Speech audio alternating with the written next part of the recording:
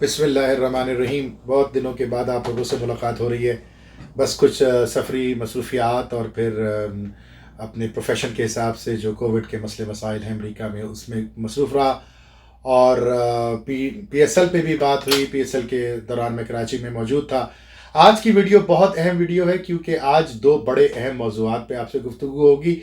میں کل رات ہی سفر کر کے واپس پہنچا ہوں لیکن یہ دو بڑے ایشوز اتنے اہم ہیں کہ میں چاہتا ہوں کہ آپ لوگوں کی توجہ میں آئندہ چند منٹوں تک میں اپنے اوپر متوجہ رکھ سکوں کیونکہ میں آپ کی اس پہ رائے چاہتا ہوں اور میں چاہتا ہوں کہ ہم سب ایک زبان ہو کر کے خان صاحب تک اور پاکستان کے کرتر دھرتا عوام تک جو ہیں یہ رائے پہنچے میری. اور اگر آپ کو میری بات سے کہیں اختلاف ہو تو یقیناً کامنٹ سیکشن میں اپنی رائے سے مجھے آگاہ کیجیے گا. دو بڑے ایشو. سب سے پہلے پاکستان کی ایک دفعہ پھر جگ ہسائی ہوئی پاکستان سپر لیگ کو لے کر کے, اور جو کچھ معاملات پاکستان سپر لیگ کے دوران ہوئے اس پر مجھے وہ قول بہت شدت سے یاد آ رہا ہے کہ تم سے پہلے وہ قومیں برباد ہو گئیں, تباہ ہو گئیں, جس کے اندر دو طرح کے قانون ہوتے تھے کہ ایک امیروں کے لیے اور ایک غریبوں کے لیے.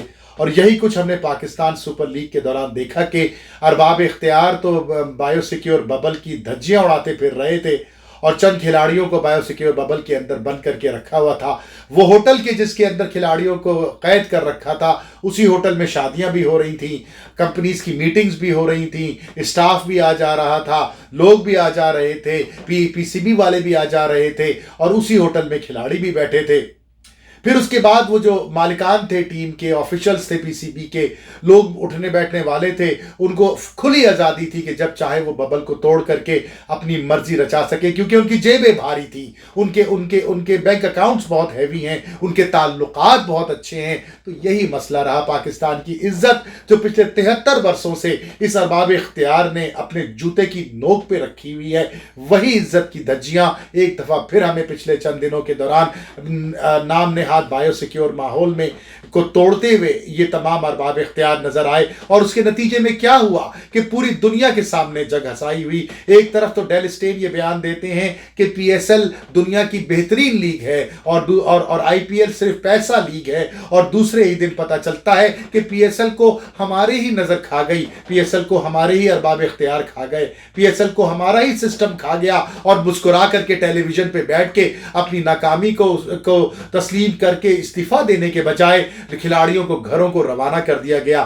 یہ انتہائی تکلیف دہ بات ہے اور یہیں سے وہ بات شروع ہوگی کہ جو نااہل لوگوں کی تعنیاتی کے اوپر نااہل لوگوں کا ایک مجمع جو خان صاحب کے گرد جمع ہے ان سے بات ہوگی. لیکن خان صاحب سے بات کرنے سے پہلے میں ایک دفعہ پھر آپ کو یہ بتا دوں کہ دنیا کے بڑے لیڈر اگر کوئی ہیں آج کے زمانے میں تو اس میں ایک عمران خان کا نام آتا ہے. عمران خان دنیا کے ایماندار ترین لیڈروں میں سے ایک ہیں. میری ذاتی ملاقاتیں ان کے ساتھ ہیں اور بھی چند دنوں پہلے ہی میری ان سے ملاقات ہوئی.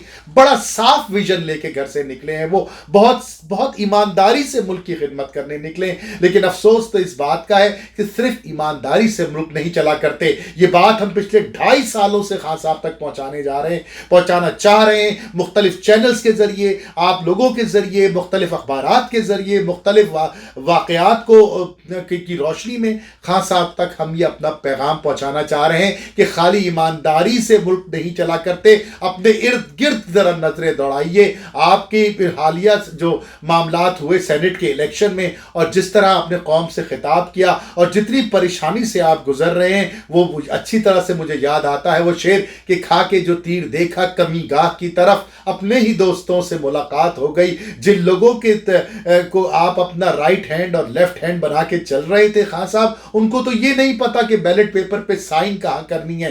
جن لوگوں کو آپ اپنے سولجر سمجھ رہے تھے, جن لوگوں کو آپ اپنے آنکھیں اور اپنی نظریں اور اپنے کان اور اپنی شناخت دے رہے تھے, ان لوگوں کو یہ نہیں پتا کہ آخر عمران خان ہے کون. آپ ہی کی پیٹھ میں چھرا گھوپ کے آگے نکل گئے. خان صاحب خدا کا خوف کریں, میں آپ سے مخاطب ہوں, یہ 22 کروڑ عوام آپ سے مخاطب ہے. ہم نے آپ کو چنا, ہم نے آپ کے اوپر امیدیں رکھی, پوری دنیا نے آپ پر امیدیں رکھی. میں ابھی ترکی میں تھا, ایک جگہ سرکاری مہمان تھا, سرکاری مہمان خانے میں بیٹھا ہوا تھا, وہاں پر ترکی کے صدر کے کچھ لوگ وہاں موجود تھے. وہاں سے ایک ڈیلیگیشن آیا اور انہوں نے 48 منٹ ہم سے مختلف موضوعات پہ گفتگو کی، اور انہوں نے 48 منٹ تک بیٹھ کر کے تقریباً 13 دفعہ آپ کا ذکر کیا۔ خان صاحب آپ کی تعریف کری اور آپ کی طرف نظریں اٹھا کے وہ دیکھ رہے ہیں، لیکن کہتے ہیں ساتھ ساتھ کہ پچھلے 2.5 سالوں میں عمران خان نے کوئی ایسی چیز نہیں کر کے دی ہمیں کہ جس کے اوپر ہم پوری دنیا کے سامنے سرخرو ہو جائیں۔ ہمیں بہت امیدیں وابستہ تھیں عمران خان سے، لیکن شاید عمران خان کے ارد گرد وہ مشورہ دینے والے موجود نہیں ہیں کہ جو ایسے لیڈر کے ساتھ ہونا ضروری ہوتے ہیں۔ خالی لیڈر کا ایماندار ہونا ضروری نہیں ہے، اس کی ٹیم کا ایماندار اور قابل ہونا ضروری ہے۔ خان صاحب ذرا سوچئے، میں ناچیز آپ کی خدمت میں ہاتھ جوڑ کے ہزاروں دفعہ درخواست کر چکا ہوں کہ جو لوگ الیکٹیبل ہیں وہ الیکٹیبل ضرور ہیں، وہ وقت کی ضرورت ضرور ہیں، لیکن کیا وہ آپ کی تمام تر توجہ کا مرکز ہونے چاہیں گے؟ کیا ان کے کندھے پہ رکھ کے آپ قافلے تیار کر سکتے ہیں؟ کیا وہ آپ کے ویژن کو آگے کیری کرتے ہیں؟ نہیں خان صاحب، ایسا نہیں ہے۔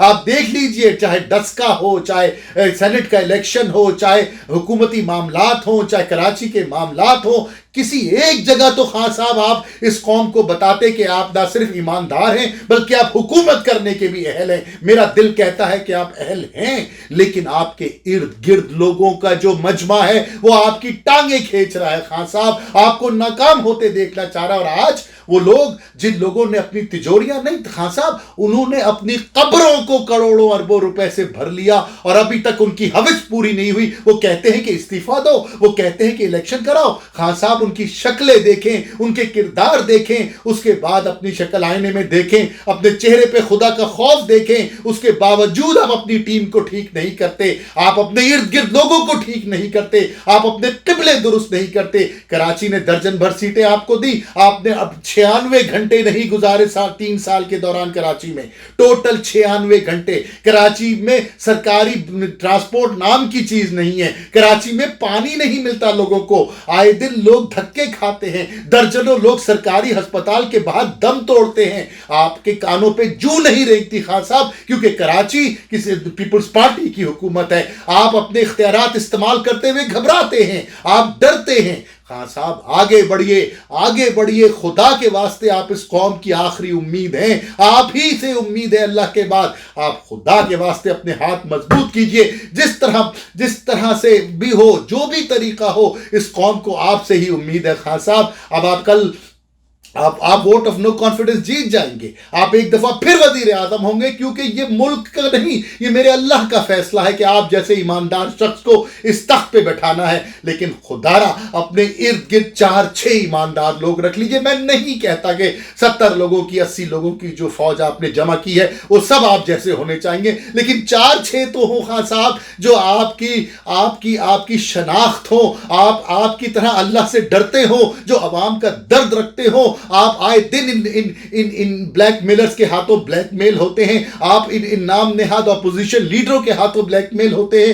آپ ہی ہماری امید ہے، کیونکہ آپ ہی پاکستان کی امید ہیں، اور پاکستان کو خدا نہ خواستہ کچھ ہوتا ہے تو ہمارا وجود زندہ درگور ہو جائے گا۔ خان صاحب میں آپ سے ہاتھ جوڑ کے ایک دفعہ پھر التجا کرتا ہوں کہ خدا را آپ جیت جائیں گے، آپ کو ووٹ آف نو کانفیڈنس انشاءاللہ مل جائے گا، لیکن آئندہ 2.5 سال تک وہ کر دکھائیے کہ جس کے آپ نے وعدے کیے تھے۔ لوٹی ہوئی دولت لاؤں گا، 1 روپیہ واپس لائے آپ اس ملک کے اندر، کسی کو جیل کے پیچھے آپ نے ڈالا، کسی کو سزا دی، جن کو جیل کے پیچھے ڈالا گیا وہ راتوں رات ملک سے غائب ہو گئے۔ اس کے بعد تحریک چلاتے ہیں، اس کے بعد لوگوں کو خریدتے ہیں، اس کے بعد بولیاں لگاتے ہیں، سونے کے جوتے اور سونے کی جیکٹیں اور سونے کے چشمے اور سونے کی گھڑیاں بانٹتے پھرتے ہیں۔ خان صاحب کیا یہ نظر نہیں آ رہا آپ کو کہ یہ کون لوگ ہیں؟ اور ساتھ جن لوگوں کو ساتھ لے کے آپ چل رہے ہیں وہ ان کے ساتھ گمراہ بن کر کے ان سے خفیہ ملاقاتیں کر رہے ہیں۔ خان صاحب ذرا خیال کریں، خدا کے واسطے اللہ کے بعد